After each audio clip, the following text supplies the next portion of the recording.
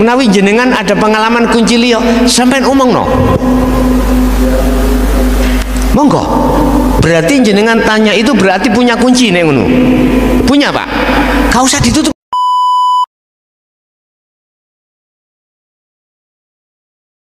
Barang siapa yang ingin bertemu terhadap Tuhannya Allah itu suatu saat ada, Allah janji akan pasti terjadi. Bertemu. Saya tidak bicara bertemu kematian secara syariat loh, mboten nggih? Mboten. Saya bertemu secara hakikat berarti matikanlah keakuamu. Kalau dalam kitab hikam, pendem jeruning bumi khumul sifat basariahmu, baru bisa bertemu Allah. Itulah proses tahalli menuju tajalli. Itu proses suluk menuju wusul. Itu proses pelepasan sandal munggah mlebu nang jero masjid. Secara otomatis sholatnya makrifat. Ini Bapak, caranya kita untuk bisa bertemu Allah. Cuman saja di situ ada etikanya ketika suluk sampean, walaupun tujuannya adalah membersihkan iman selain Allah kemudian bertemu Allah, sampean gak boleh terus waktu suluk itu mengharapkan untuk lekas bertemu Allah, nggak boleh. Etika seperti itu nggak boleh. Ngomong etika, jenengan cukup untuk melaksanakan atau ngintir, nek coro mriki ngintir koyok banyuning kali. Apa? Udah, sampean kudu ngintir zikir sirul asror.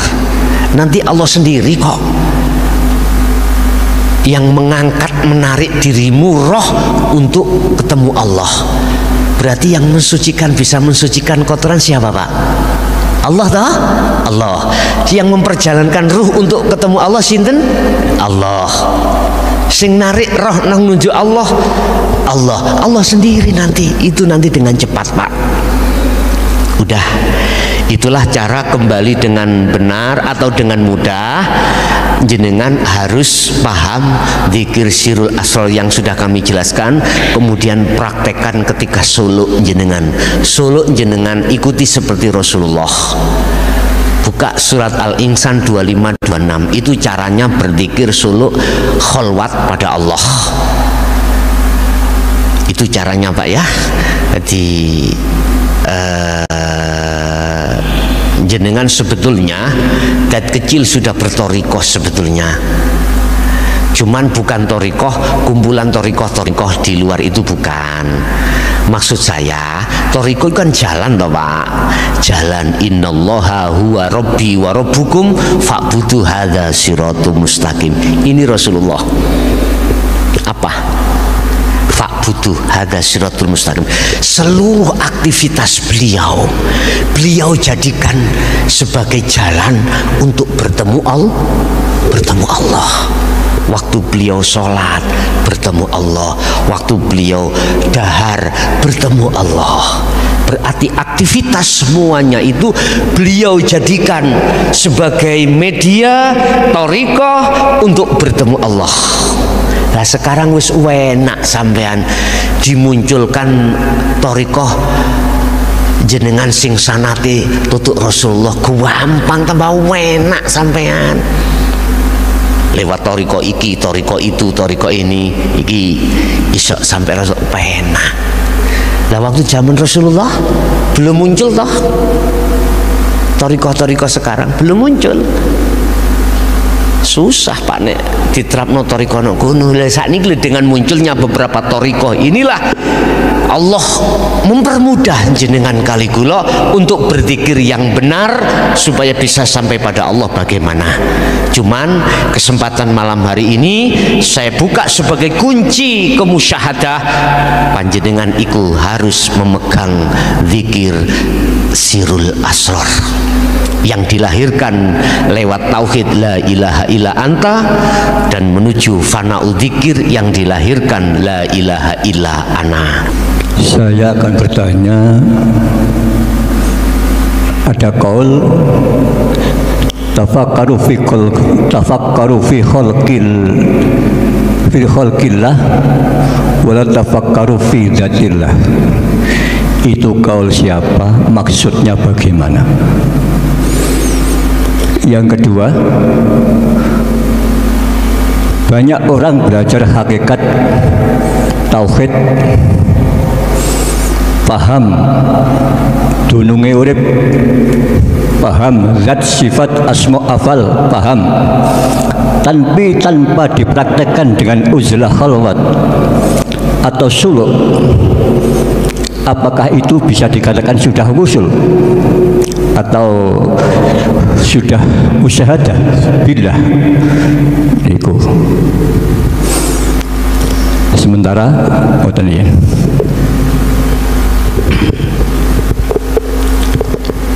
Tafakkaru fi khalqillah wala tafakkaru fi dzatillah. Kalau nggak salah iku hadis qudsi nggih. Mohon koreksi.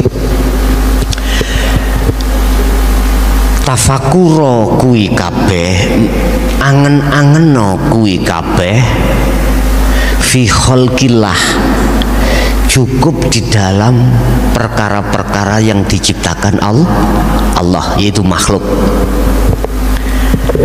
Di situ kau akan menemukan sifat kuasanya Allah, sifat jaiznya Allah dan lain sebagainya. Dengan begitu akan menumbuhkan satu syukur kita terhadap Allah pun leres. Tetapi wala tafakkaru fi dzatillah wa qala aidan fi dzatihi.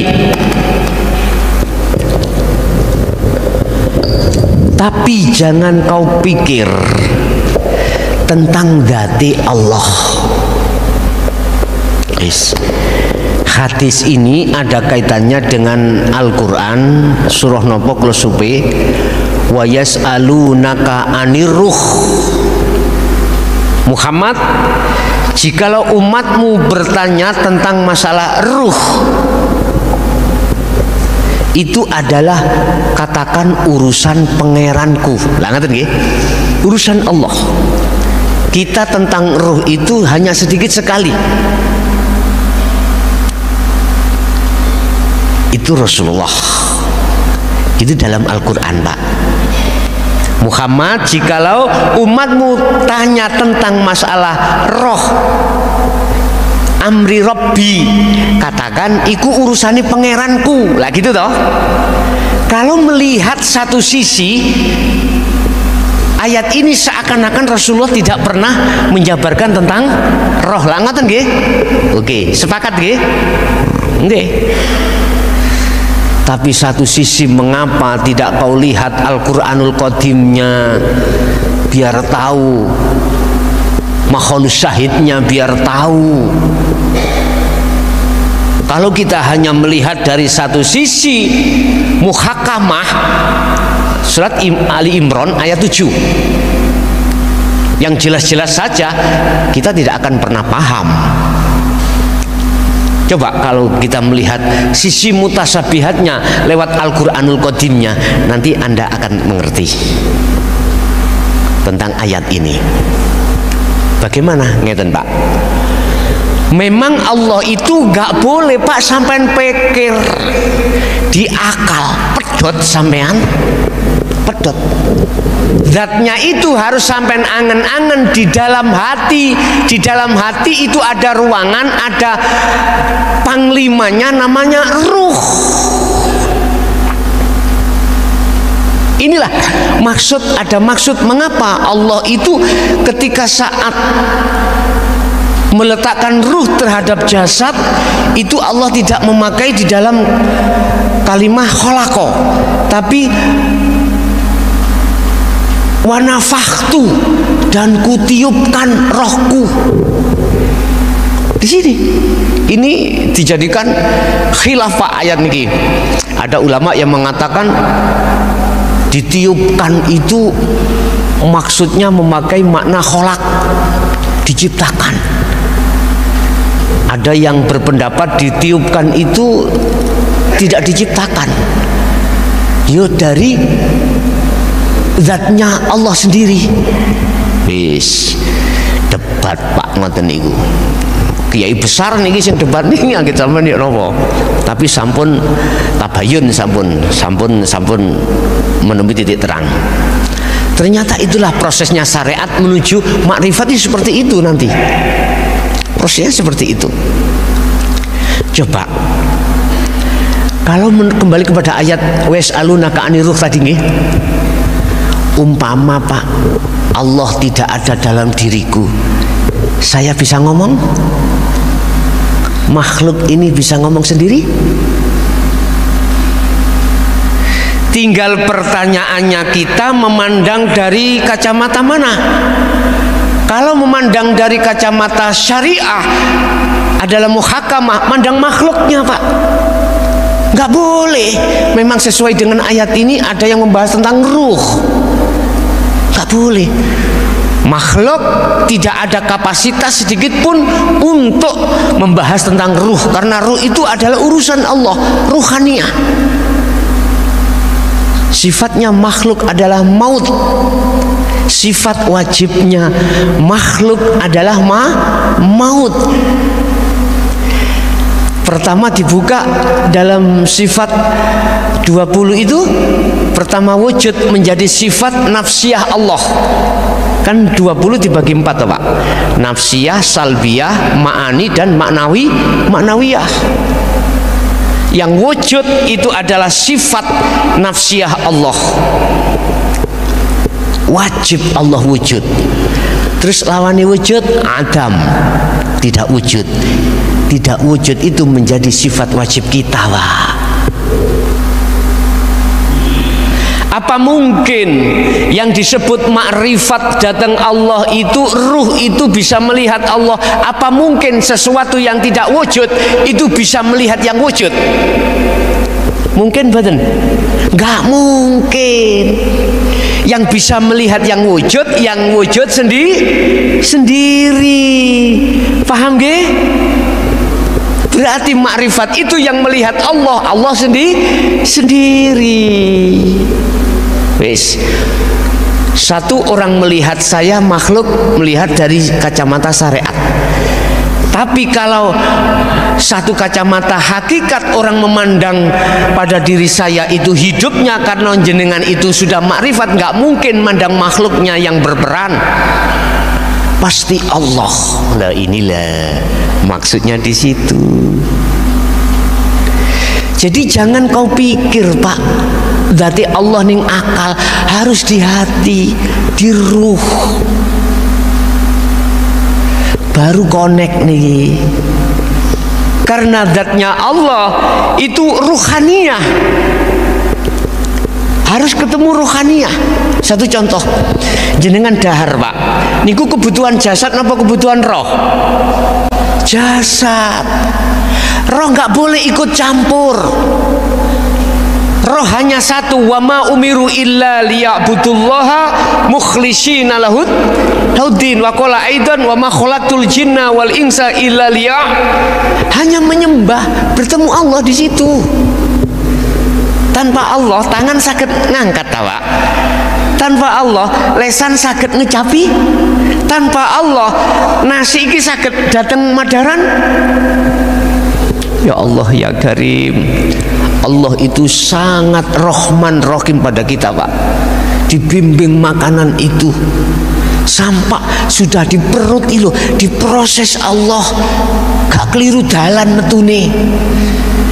Sing BAB ya tadi BAB, sing dadi air kencing ya air kencing, boten keliru dalan.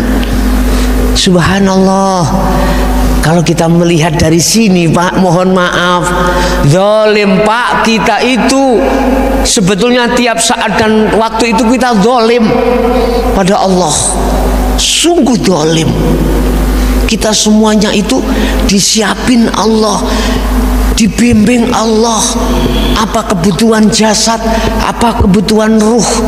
Tetapi wa aktsaruhum la yu'minun, kebanyakan manusia itu adalah tidak beriman, tidak percaya dengan peringatan-peringatan Allah ini.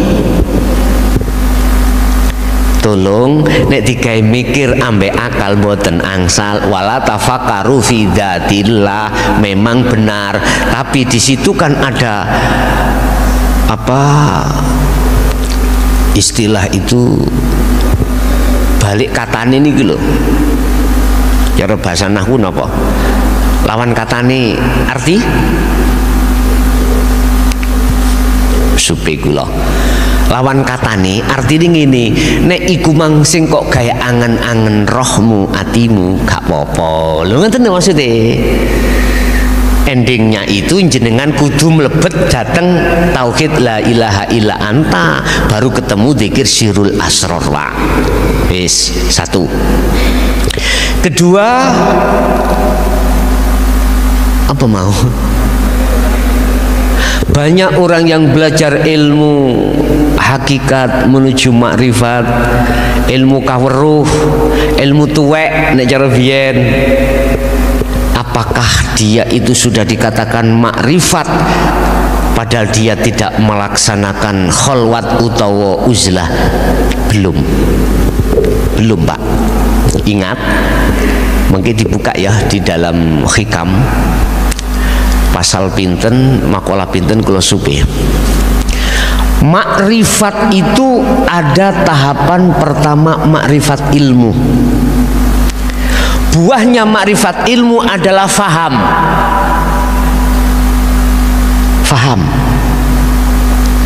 Faham ini manakala tidak dikholwatkan, iman yang hakul iman tidak bisa, Pak. Nggak bisa. Mboten saged. Tidak bisa. Harus uzlah, wajib niki. Apa sih uzlah itu? Yakfur bitaghut wa yu'min billah. Kholwat itu apa? Uzlah itu apa?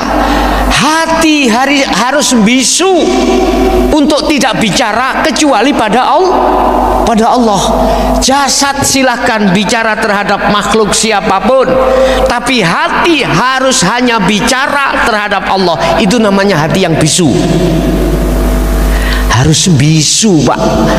Ruh ini harus bisu dari perkara selain Allah. Kholwat itu menyempikan diri dari pergaulan makhluk. Ini ada yang menerjemahkan ngeten, Pak. Sak fisike meninggalkan kumpulan-kumpulan. Heta mboten dibuka lah surat Al-Insan ayat 25-26. Kholwat iku macam loro. Kita dalam satu hari satu malam dihitung 24 jam. Allah memberikan jadwal waktu. Jasad ini berinteraksi terhadap makhluk, Pak. Apakah istri, anak, suami, pekerjaan, saudara dan lain sebagainya, silahkan. Tapi hatimu kudu kholwat, hanya bertemu Allah. Mana kuncinya? Kembali kepada sirul asrar, baru ketemu. Satu, ini yang disebut al-juhdu bil am, zuhud kholwat secara umum. Cara biyen iku ngger kuwi kudu iso topo nggon rame, papan rame. Ya niki maksudnya. Nomor loro, wa minal laili fasjud lahu fasabbihu lailan tawilan. Kita harus berkholwat juga di tempat sepi. Artinya jasad dan ruh itu harus totalitas tinggalkan interaksi dengan makhluk. Sama, caranya sama. Bahasa Rasulullah menyebut kalau malam bikinan bertahajud. Lah ngoten nggih? Itu bahasa kinayahnya di situ. Padahal jenengan ketika saat sholat duhur mari kerja ngangsuh, lho iku zona sampean sepi. Sebab wis tinggalkan semua urusan dunia. Kholwat khusus iki wajib, Pak. Makrifat ilmu disebabkan taklim muta'alim seperti ini, buahnya adalah faham. Imannya disebut nurul iman, Pak. Belum hakul iman, belum. Percaya kita itu kalau semuanya Allah, tapi belum bertemu. Makanya di dalam dzikir sirul asror itu mengapa ada tahapan 3. Pertama adalah muraqabah. Tadi syu'arul basyirah menuju ainul basyirah itu muraqabah. Kita masih merasa ada 2 Pak, masihan Pak. Ada yang merasakan, ada yang dirasakan. Ada yang beriman, ada yang diimani. Masih ada 2 Pak. Ini belum dikatakan makrifat pada Allah secara mutlak, belum. Ini saya sebut sebagai makrifatul ilmi, makrifatul ilmu, makrifat ilmu sudah. Orangnya disebut ahli tahqiq, ahli ilmu hakikat. Tapi belum melakukan uzlah. Nggak bisa disebut wa ammal arifuna la yarawna li anfusihim syai'an bal yusyahiduna annal fa'ila wallahi ta'ala. Dikatakan makrifat secara mutlak pada Allah belum bisa. Si makrifat ilmu dulu wajib untuk uzlah. Pertanyaannya, apakah Rasulullah juga uzlah? Pasti Pak. Kalau tidak, mengapa turun ayat seperti itu dan lain sebagainya. Ada pertanyaan begini Pak, apakah Rasulullah dulu juga ngebabno tentang tauhid la ilaha illa anta bahkan ana? Tolong jenengan nanti nek kholwat ketika proses suluk membawa dzikir sirul asror, bertemu Rasulullah di maqam mukasyafah di alam lahud, tanya, ya Rasulullah, apakah jenengan dulu juga menyampaikan tentang tauhid ini? Kalau Rasulullah menjawab tidak, detik itu juga saya tutup, saya tidak akan pernah ngaji. Estu, wallahi kulakukan. Andai kata Rasulullah tidak mengajarkan itu, mengapa turun ayat surat Al-Anbiya ayat 25? Kalau Rasulullah tidak disuruh untuk mengajarkan ini, nggak mungkin ayat ini akan turun Bapak Ibu. Paham nggih? Sebab kita itu ketika sudah masuk di zona hakikat makrifat, banyak Pak wa yasudduna an sabilillah yang menghalang-halangi kita. Itu orang dekat kita kadang-kadang. Loh, saya jujur mawon, tidak sedikit. Itu tidak sedikit. Nek sampai kena provokasi itu, jangan harap jenengan bisa untuk usul nang Allah. Wong ilmunya jenengan tidak paham, apalagi laku. Makanya mari ilmu amal Pak, mari amal harus istiqomah. Dan 3 hal inilah berkumpul jadi satu menjadi takwa. Takwa hakko tuqatih ini. Tidak ittaqullah tok ndak, tapi hakko tuqatih, betul-betul takwa. Berarti takwa secara hak syariat iya, secara syariat kita juga melaksanakan hukum, hakikat rohani kita melakukan hukum hakikat menuju makrifat Allah. Inilah hakko tuqatih, baru wala tamutunna illa wa antum muslimun.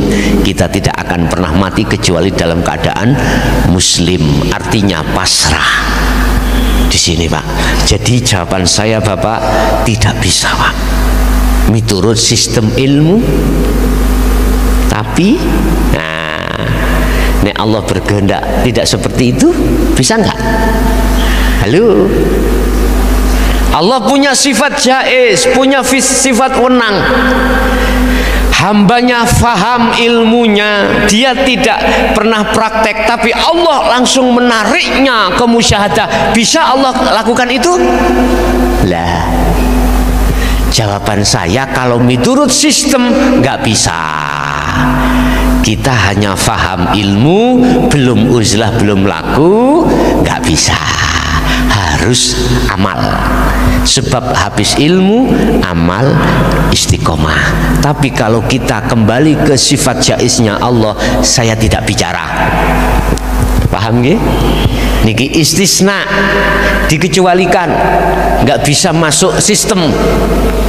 Dan Allah itu kuasa melakukan hal itu, siapapun hamba yang dikehendaki. Mungkin di sini sampean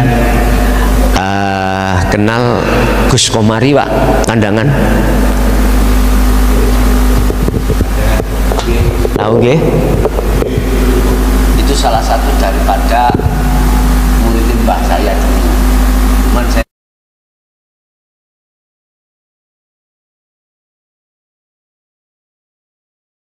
jangan penggaweane teng pundi? Kali ya lah ngono. Sik ta. Cara syariat ngomong salah enggak? Tinggal kita melihat dari kacamata mana. Kalau kita melihat dari kacamata hakikat Pak ya, mohon maaf, apakah Allah pernah salah? Enggak pernah, Pak. Dan hanya ahli syuhudlah yang bisa memakai pandangan kacamata hakikat, sehingga tidak ada yang salah. Siapapun yang menuju kewusulan pada Allah lewat ilmu amal istiqomah, sistem wasilun atau sistem majdubun yang Allah tarik lewat sifat jaiznya, masa sih Allah salah? Enggak. Ahli syuhud enggak akan berani menyalahkan, Pak. Enggak akan berani. Mohon maaf. Jadi jawabannya tadi, kalau miturut sistem wasilun tidak bisa. Ngaten nggih? Sistem wasilun, saya memakai sistem wasilun, Pak. Sistem di mana ilmu amal istiqomah yang telah dilakukan oleh Rasulullah. Makanya ayat yang pertama yang diwahyukan terhadap Rasulullah, mengapa Iqra? Bacalah. Itu maksudnya pengertian adalah perintah untuk belajar kita, perintah untuk mengamalkan kita, perintah untuk istiqomah kita, baru bisa sampai pada Allah. Nek jenengan milih, Gus, aku sistem majdubun, tak layani, monggo. Tak layani, rapopo, gula nggih gadah carane. Tapi yo siapa nek jenengan iku disesatno wong. Ngoten lho, paham nggih? Siapa? Tapi siapa anak bojomu kudu kok tinggal.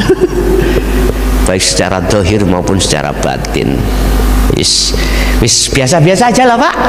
Wis bagaimana Rasulullah, fattabi'uni, ikutono Muhammad ae. Wis ngoten mawon. Paham, Pak nggih? Jadi jawaban saya itu ada dua, satu bisa, satu tidak. Yang bisa itu lewat sifat jaiznya Allah, yang tidak bisa lewat sistem wasilun, artinya ilmu amal istiqomah. Sebab apa? Sebab kalau kita faham dan pinter ilmu hakikatnya, ya, ilmunya mencapai makrifat, tapi lakunya belum, Pak. Itulah yang disebut ahli tahqiq, ahli ilmu hakikat. Tondone bagaimana? Tondonya macam-macam teng mriku. Nggih. Ya, barangkali maksud saya itu apa harus pakai dikir sirullah, sirul asror, sirul asror, nggih, untuk berjumpa Allah itu loh. Betul. Ya, maksud saya barangkali ada tanpa dikir tapi bisa berjumpa Allah. Gitu ya, pun tak manai dikir itu apa sih? Iling. Bukan kita menyebut Allah, bukan. Baik secara jahri atau siri nyebut Allah, bukan itu, Pak, yang kumaksud. Bukan. Yang dimaksud zikir di sini adalah hati sadar dan menyadari bahwasannya tidak ada yang berperan, hanyalah sadar. Nggone sadar ada di hati berarti iman. Itu namanya zikir. Lah, wajib lewat teng mriki. Dalane hanya ini. Dibuka di dalam surat Maryam, Pak. Ayat 36. Innallaha Rabbi wa rabbukum fa'budu hadza siratum mustaqim. Surat Az-Zukhruf juga ayat 64 kalau nggak salah. Maksudnya hanya jalan Siratal Mustaqim inilah untuk supaya sampai di situ. Mustaqimnya apa? Jejeg toh. Jejeg itu piye? Ora tolah-toleh. Satu titik berarti hidup. Itu aja. Terus yang sampai maksud zikir yang bagaimana? Sing panjenengan maksud zikir yang bagaimana? Seperti orang toreka itu kan? Bukan. Itu adalah setrat, Pak. Itu robitohnya aja di situ. Terus sepeda motor setrati. Nanti kalau sudah masuk di personel yang 1 dan 2, sirul asra sudah tidak ngucap, Pak. Jadi diam. Diam. Tergantung, ada yang bicara tapi diam, ada diam tapi diam. Bicara tapi diam itu ya apa ya? Gini Pak. Hati sampai bicara zikir Allahu Allah ya, tapi roh ini iman. Buktekno rasa tadi terhadap hidup. Nanti dengan sendirinya nama Allah yang terucap hilang. Tadi saya katakan sebagai setrat. Kalau kita itu berzikir siri saja, jenengan sing sudah puluhan tahun intorikol ya, mohon maaf, saya cuma menerangkan pengalaman pada diri saya. Mesti masuknya di dunia mukasyafah, Pak. Ketemu makhluk. Tidak bisa ke musyahadah karena kuncinya di sirul asror. Lah terus gak katik zikir Allah Allah langsung meneng bagaimana? Betul, silakan, boleh. Tapi jangan salahkan orang lain ketika berzikir sir disertai sirul asror, itu salah. Jangan. Nek sampean tasik menyalahkan orang lain, berarti perjalanan sampean iki masih menyalahkan Allah. Sebab kita diperjalankan Allah itu miturut kehendak Allah sendiri masing-masing. Gak boleh. Jadi boleh sampai langsung diem tes pun. Dalam kejawen sholat daim ini disebut ya. Inilah tadi saya katakan tidak hanya khafidhu ala sholawah 5 waktu, tapi ada terusnya wassolatil wusta, sholat tengah, berarti sholatnya ruh hakikat. Akhirnya waqumu lillahi qanitin, ini berarti harus sholat 24 jam. Saged diterima, Pak. Jadi boleh jenengan gak katik zikir jahar, gak katik zikir sir, langsung sirul asror diem sudah, langsung iman yang berjalan. Silahkan. Dan atau jenengan giring dari jahri dhisik terus siri kemudian sirul asror, mboten napa-napa. Terserah jenengan mriki numpak sepeda monggo, sepeda pancal silahkan, melaku yo silahkan, nggo mobil yo silahkan, tapi nek wis tutuk kene wis gak ono bedane. Tapi dalam perjalanan mang sik gelut, Pak, enak mobil gak kudanan lah ngono nggih. Sing sepeda ya nek sepedaan cepet.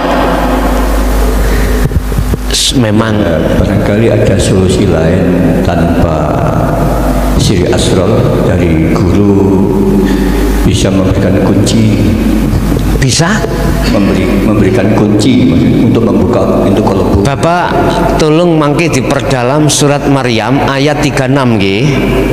Terus surat Az-Zukhruf ayat 64. Ini mengaitkan tentang bertemu terhadap Allah. Udah, mungkin sampai buka di dalam surat Al-Kahfi ayat 110. Wa man kana yarju liqa rabbi, pertama fal ya'mal amalan sholihan.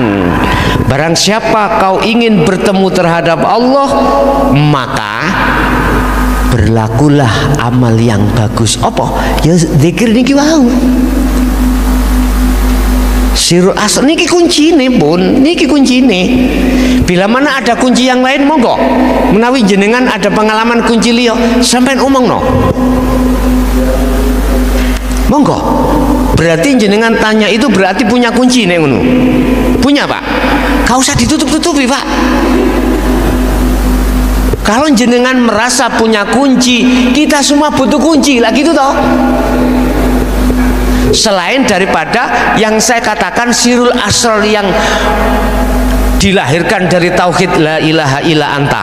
Menawi wonten monggo sampeyan jelasno. Monggo, Pak. Saya butuh juga. Lah ngoten nggih. Muqabalah itu penting, referencing itu penting.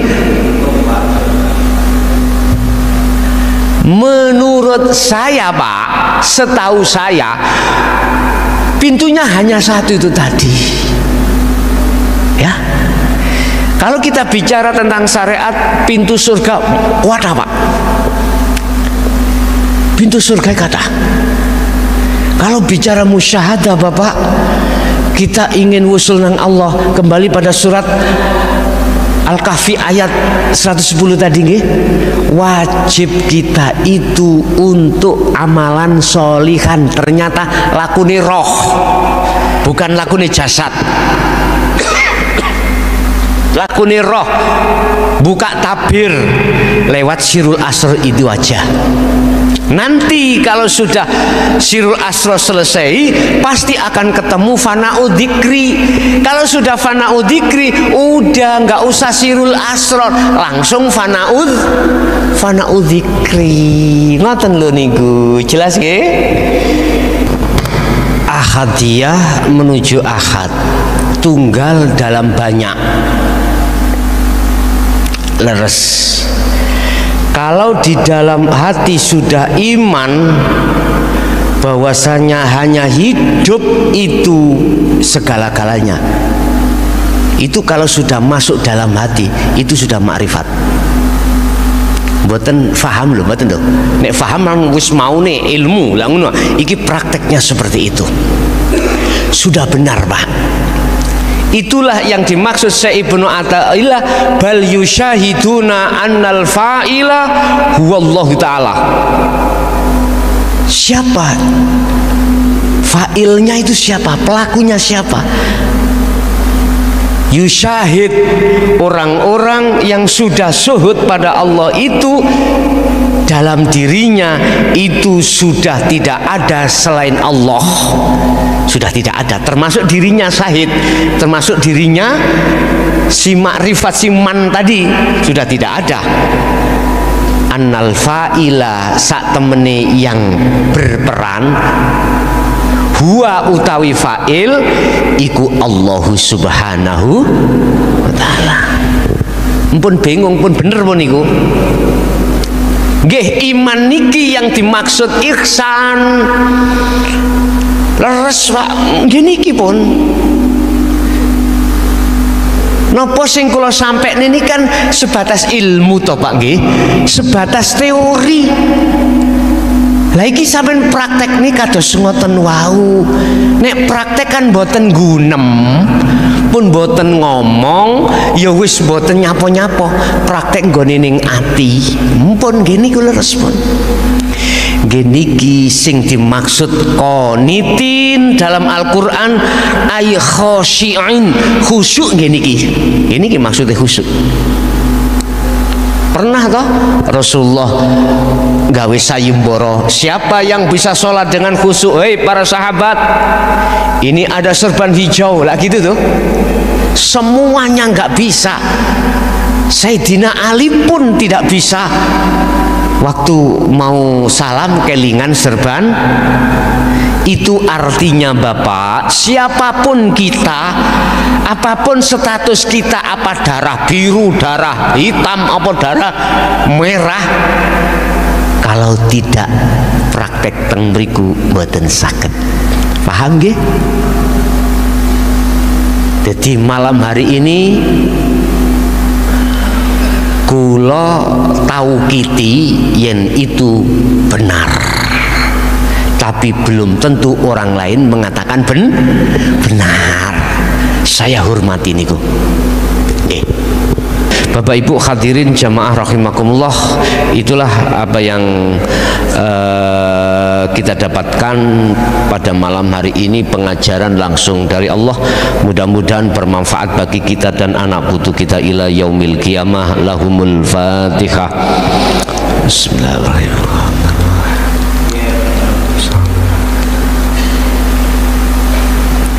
Allahumma salli wa sallim ala sayyidina Muhammad. Alhamdulillahi rabbil alamin. Ya Fattahu ya Alim, iftah lana bi futuhil arifin wa ila auladina wa dzurriyyatina wa ahli baitina. Allahumma nawwir qulubana wa ilaihim bi nuri hidayatika wa ma'rifatika ya arhamar rahimin. Rabbana atina fid dunya hasanah wa fil akhirati hasanah wa qina adzabannar. Wa sallallahu ala sayyidina Muhammad. Alhamdulillahi rabbil alamin. Kurang lebihnya mohon maaf. Akhirul kalam. Assalamualaikum warahmatullahi wabarakatuh.